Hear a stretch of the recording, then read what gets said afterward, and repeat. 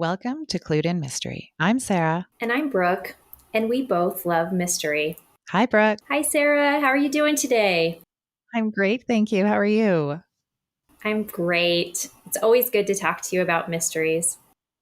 I can't wait. And today we're talking about a bit of a departure from what we've been talking about in previous episodes. We're talking about mysteries on TV today. That's right.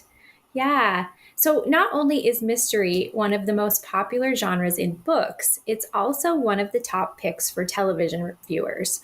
Some of the longest running TV series ever reside in the category. Some examples are Poirot, Columbo, Murder, She Wrote, Midsomer Murders, Law and Order, The X-Files, and Doctor Who.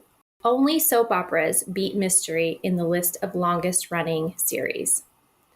The very first mystery show to hit TV was called Telecrime. It was a British drama series by the BBC and started in 1938 and initially ran for just 1 year due to the beginning of World War II.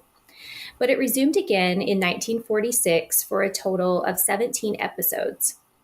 It was one of the first multi-episode drama series ever made, and it also was one of the first TV dramas written specifically for television, not adapted from a theater or radio presentation. It was a whodunit crime drama, and it honored the notion of fair play that we've discussed before because it showed the viewer enough evidence in each episode to solve the crime themselves if they were paying close enough attention.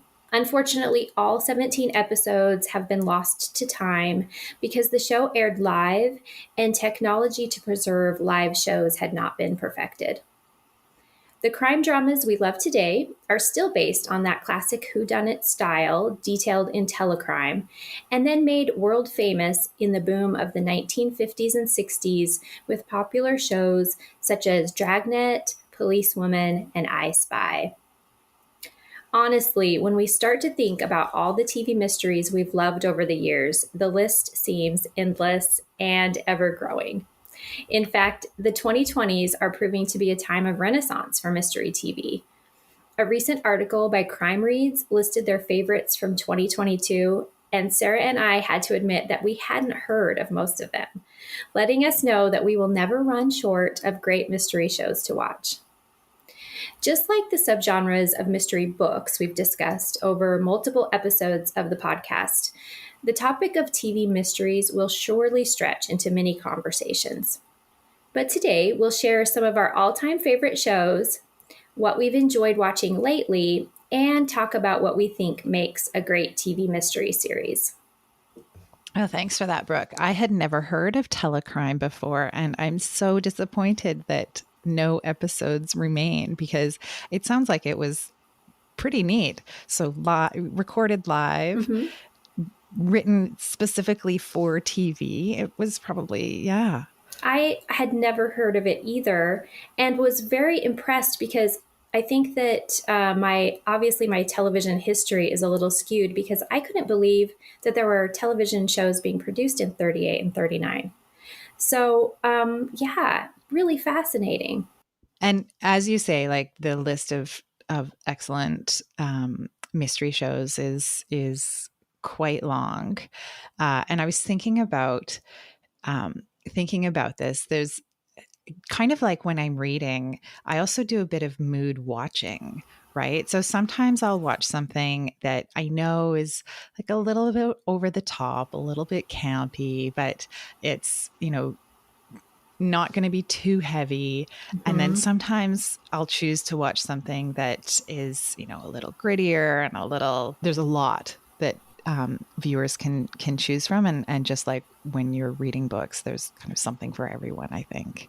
Definitely. Yeah. And hits a lot of the same subgenres that we've talked about, right? There's the spies, there's the police procedurals, there's the medical mysteries. They're definitely, or like you say, more the cozy, campy mysteries. There's just really so much variety.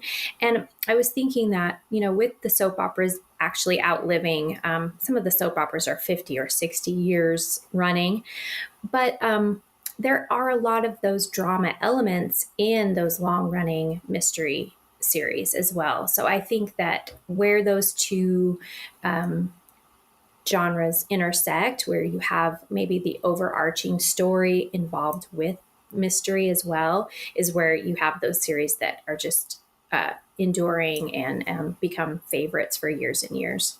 I was reflecting on this a little bit about kind of what I watch versus what I read, and there is definitely some overlap, but there are some things that I watch more of rather than read. So like the heavier, grittier stuff, I will watch that more than I will read that.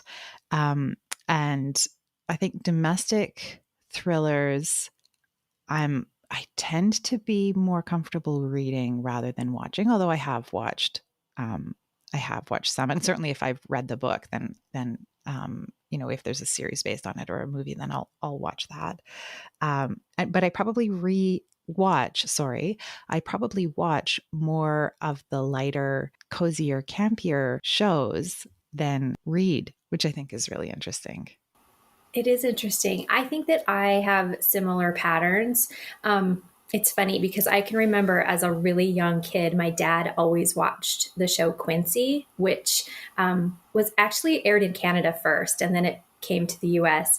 And it was kind of like an early House. You know, it was a It was forensic, medical, right? yeah, like a forensic. He was a maybe a coroner or a medical examiner, and there was these mysteries that he was solving the way the person died. And I don't know if it's because I watched those so young with him, or if it's just a matter of taste, but I will really get into like a forensic TV mystery, but that's not something that I would pick up as a book. So I Mm. can see some of those preferences in myself as well. I feel like I do probably more TV shows that are also set in the courtroom, like a Law and Order, or another show I liked a lot was The Practice, more so on TV than I would read in books as well. So that's really interesting the way we kind of divide those up. It is interesting. And I smiled when you were talking about, your dad watching Quincy. So, um, I remember my dad watched Magnum PI Hmm. when when that came out. So that was, I think, in the early '80s, right? Um, it's been a long time, but I don't know if I could watch an episode of that now because of the way that television mystery has evolved. Like revisiting some of those older shows, I think we have some nostalgia for, but I'm not sure if they stand the test of time. And I have to say, I haven't watched a Magnum PI episode, so maybe it does stand the test of time. And they did reboot it, I think, but I didn't watch any of the reboot. Definitely, I think Magnum PI was probably the first of the television mysteries that I was exposed to. Well, it's funny you should say that because, when all the streaming opportunities came along, a series that I was just absolutely in love with. I was probably too young to be watching it, but because Moonlighting is the series, and it ran from 85 to 89. So that put me in like fifth, sixth grade when it came about. And of course, it's like there's like a lot of like romantic tension going on. But anyway, I loved it. I loved the banter. I loved the mysteries. Um, and so when the streaming opportunities came along in the last few years, I'm like, this is awesome. I can rewatch Moonlighting. This is going to be great. And I literally got through like two episodes, and I had this thought, like, it's ruining it for me. It's completely ruining the fond memories, because it's really, like you say, it just hasn't stood the test of time. Now, definitely, you can still, I think, as a storyteller, look at the way they constructed the episodes, as far as like the story arc in the solution to the crime, the way they drop the clues. The witty banter is still somewhat fun, but it's kind of hard to go back and watch those 1980s TV shows. I'll agree. So you in the introduction mentioned X-Files, which I had on my list as something that I enjoyed watching, mystery themed. Um, and that's another example of something that I don't read a lot of, like kind of the paranormal mysteries, but I loved The X-Files. Partly, I think, because it was filmed in Vancouver. The first few seasons rather, were filmed in Vancouver, and I will watch almost anything that's filmed in Vancouver. So I was in high school, I think, when that came out, and I just absolutely loved it. And then since then, there's some other sort of paranormal mysteries that I've enjoyed. So iZombie, it was actually based on a comic, also filmed in Vancouver, and but so that is a bit paranormal, right? She's a zombie solving mysteries, but it's also, I think, a bit targeted at a younger audience. Like it's a bit more YA if you were putting it in a book category. Mm-hmm. Yeah, I'm like you. I don't read much paranormal, but will watch it in a series. And, I have to reference the currently popular Wednesday. Like, that probably wouldn't have been a storyline that would have been appealing to me in a book. It was a really fun show that has that paranormal solution to it, which, again, isn't going to be something that I really love in my fiction reading, but it's fun on TV. And part of that has to have a part to play in the visualness of it, I think. When you can see it on the screen and you have the special effects, I mean, that just adds to the experience for me. Yeah, so I haven't watched Wednesday, but I think it's something that I probably would enjoy. Is it a targeted at a younger audience? Because, like, Wednesday obviously is a younger character. I would I would classify it as a YA mystery. Yeah, the most, the all the characters are predominantly high school aged kids. I am going to go out on a limb. I will wait and see what you think after you watch it, because to me, it's a reboot of Veronica Mars. It's the goth girl Veronica Mars. So, and of course, Veronica Mars did not Oh, have any paranormal elements, but when you put the goth and the Addams family in, then that's where that comes together. But we've got the outcast girl, the snarky remarks, obviously very intelligent. Even the first episode where Veronica saves the boy from the bullies, we have Wednesday saving her brother Pugsley from a bunch of bullies. I mean, there's a lot of similarities to me. So after you get a chance to watch it, we'll have to do a comparison conversation, Sarah. okay, definitely, because I loved Veronica Mars, and I have rewatched some of that because I thought it was so excellent. Did you end up watching in 2019? They did a reboot, and Kristen Bell was in it apparently, but I have not watched it. Have you watched the new season? Yes. Yeah, it was good. So it's set about a decade after the third of the original seasons, or maybe it's a decade after the movie. I can't remember. Um, but yeah, I did watch that. And I looked up because I wasn't sure if Veronica Mars was based originally on books or if it was, written for TV. And I think it was written for TV, but there were a couple of books that were written by the show creator as part of he considers them canon, Nice. as part of the show. So I haven't read those books, but I might go back and maybe start Veronica Mars again, and then read the books, kind of where he thinks they belong. Um, but yeah, I definitely, Veronica Mars is one of my favorite of the mystery TV shows. Yeah, and I feel like much like I feel like we're in a little bit of a mystery renaissance right now with film and TV. I feel like that was also a kickoff of another one. It brought a lot of kids into the genre because it was, in my opinion, probably one of the first YA mystery shows. I don't remember anything before where the sleuth was a teenager on television. I mean, I guess we have Scooby Doo, which I reference probably too often. But I think that it really brought a whole new generation into the idea of amateur sleuths and solving crime. So it was a great series. Yeah, I think you're probably right. And you know, Veronica Mars is a bit of a um evolution from Nancy Drew, Yes, right? very true. Um and I know there was a Nancy Drew TV show a couple of years ago, but but it might not have been the first. I'm sure there was other Nancy Drew um TV TV episodes. But I'm not sure. I only watched actually one or two of the more recent version, and I can't remember why that was. But I think there's also a Hardy Boys show, but I haven't seen that. And I think we should do at some point a whole episode on Nancy Drew and Hardy Boys. One show that I wanted to mention was a show called Da Vinci's Inquest. So it's a medical, no, sorry.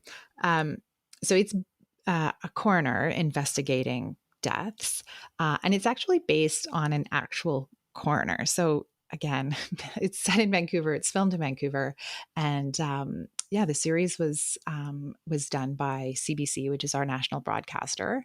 And I don't know. I actually didn't get a chance to look up to see if it's available on streaming, and it may be streaming outside of Canada because I think there's often some different different options depending on where you're living. But I really enjoyed that. So it was in the, I'm going to say late 90s, early 2000s that it was on. And so in real life, this coroner ran for mayor and became the mayor of Vancouver. And in the show, they had a parallel thing happen where the the coroner ran for mayor and became the mayor. And so then they did a whole other, I think it was only one or two seasons, but it was called Da Vinci's City Hall. And it was more about him being mayor. And I don't remember if I don't think I've actually seen any of those, but so I don't know if those have a mystery element as well, but certainly uh, Da Vinci's Inquest definitely had a mystery element. And I really enjoyed that. That is just fascinating. I don't know that I can think of any other examples where a fictional TV show is that intertwined with real life. So that is great. I would love to know what his opinion of the show was. Yeah, you know what? I don't know. I'm sure we could look it up. I feel like the Brits do a really great job on mystery television shows. And one that is very contemporary and current that I'll just reference is the Miss Scarlet series that I believe started in 2020. And it's just so well done, so exactly what you would expect from an amazing PBS series.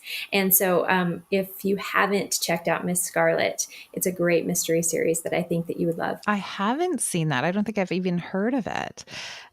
Which kind of goes back to what you were saying at the beginning that like there's just so much. And in that Mm-hmm. Crime Reads article, there were a bunch that I hadn't encountered. But I agree. I think there's some really great shows that come out of the UK. And there's several that are based on books, so Shetland or Wallander, Mm-hmm. as well as so this is a spy series that is on Apple TV called Slow Horses, and so that was actually something that we watched over the Christmas break. Was the second season of that, and I think it's excellent. And then just even Midsomer Murders, which I think is, it's pretty light, but that, English village, Mm-hmm. people dropping around, people dropping dead around you kind of um, show. I really enjoy Midsomer Murders, and there's a lot of episodes of that. As well as Morse and the spin-off of that Lewis, and then the spin-off of that Endeavour, which are all based, well, Morse is based on a series of books. And I think those are pretty great to watch as well. Yeah, and those would be new to me. I think one thing that is really expanding that is all the different platforms. Like you referenced Apple TV, and they know you might have Netflix productions and Hulu's making shows, and the list goes on and on. So that really opens up writers and producers to make all these different series. So the smorgasbord is there for the taking. It's no wonder that we haven't heard of some of these, because it's growing by leaps and bounds. Oh, totally. It's hard as a viewer to keep up with it.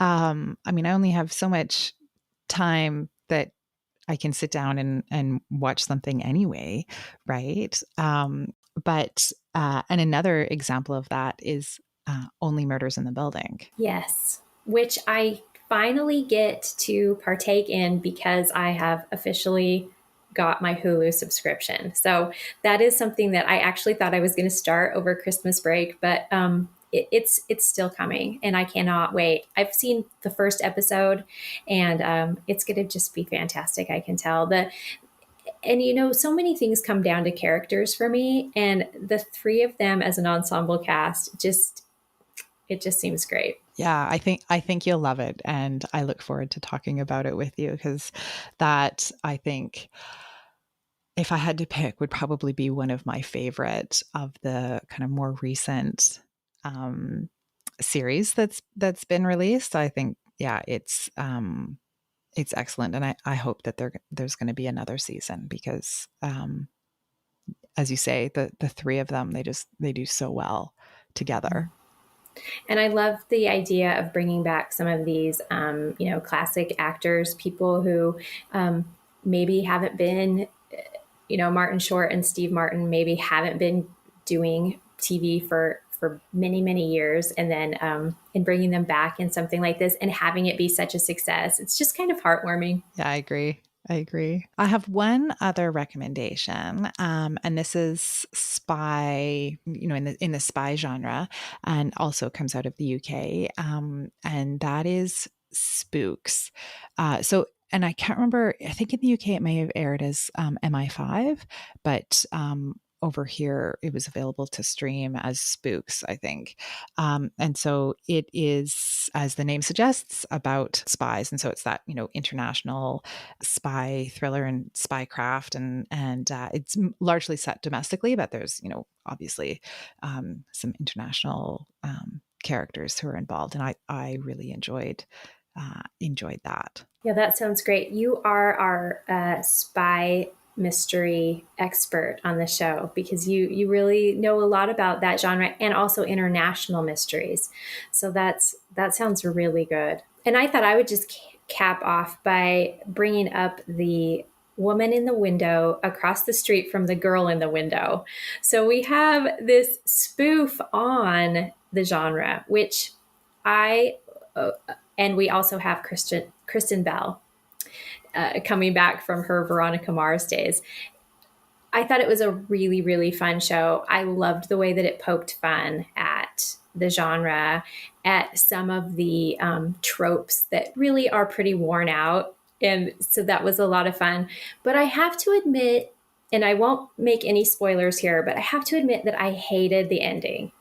I don't know what else to say because I don't want to spoil it. Yeah, I'm trying to remember. So I reluctantly watched this because I thought, I love the mystery genre so much. I don't want to watch something that is making fun of it. So it was with some reservation that I watched it, but I actually loved it. I thought it was just the right amount of poking fun at the genre, and there was a mystery element, and so it was. It was really, really well done.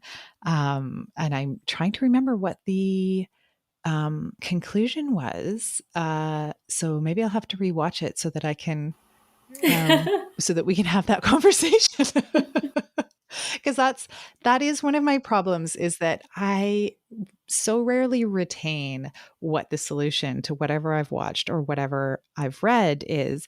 I remember enjoying the experience of watching or reading, but I don't always remember what the what the solution was, which means that I can go back and rewatch things that I really enjoyed and enjoy them again. That's what I was going to say. I don't think it's a drawback because we're able to rewatch or reread because we've lost that. Somewhere along the line, I'll usually think, "Oh, I kind of think we watched a movie last weekend and I said, I think I've seen this before." And so my husband offered, "Well, we can turn it off." And I'm like, "No, no, it's okay. I'm still I'll be able to still enjoy it." And I did. And it still surprised me. Yeah. Yeah. No, I have the same experience.